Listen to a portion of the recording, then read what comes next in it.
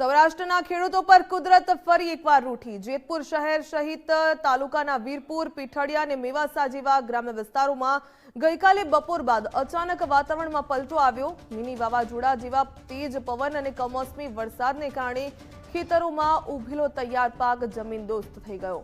ખાસ કરીને ઘઉં અને ચણાના પાકને સૌથી વધુ નુકસાન પહોંચ્યું। ખેડૂતોએ ચણાની કાપણી કરીને જે પાથરા ખેતરમાં સુકવવા મૂક્યા હતા તે વરસાદમાં પલળી ગયા અને તેજ પવનને કારણે અન્ય ખેતરોમાં ઉડીને વિખેરાઈ ગયા। ઘઉંનો પાક જે લણણી માટે તૈયાર હતો તે પણ વરસાદી ઝાપટામાં ભીંજાઈ જવાથી કાળો પડી જવાની ભીતિ સેવાઈ રહી છે। એક વીઘા દીઠ 10 થી 12 હજારનો ખર્ચ કરનાર ખેડૂતો માટે હવે મજૂરી ખર્ચ કાઢવો પણ મુશ્કેલ બન્યો। જીરું, ધાણા અને મકાઈ જેવા પાકોમાં પણ વ્યાપક પાયે તારાજી જોવા મળી। હાલ સ્થિતિ એવી બની કે ખેડૂતોને તૈયાર પાકનું ખાતર બનાવવાનો વારો આવ્યો। જગતનો તાત પાયમાલ થઈ રહ્યો છે ત્યારે જેતપુર પંથકના અસરગ્રસ્ત ખેડૂતોએ સરકારની પાસે નમ્ર અપીલ કરી। વહીવટી તંત્ર દ્વારા તાત્કાલિક ધોરણે નુકસાનીનો સર્વે હાથ ધરવામાં આવે। ખેડૂતોની એક જ માંગ છે કે તેમને વહેલી તકે વળતર ચૂકવવામાં આવે જેથી તેઓ આ ભયાનક આર્થિક સંકટમાંથી બહાર આવી શકે।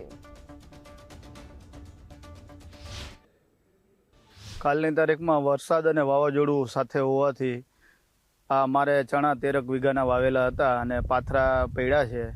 પાથરા ઉડાડીને બીજાના ખેતરમાં નાખી દીધા એવો જોરદાર પવન હતો અને પાથરા વરસાદને હિસાબે સંપૂર્ણ પોહી ગયા, કોટા કાઢી ગયા ચણા, એટલે ચણાનો પાક સંપૂર્ણ ફેલ છે।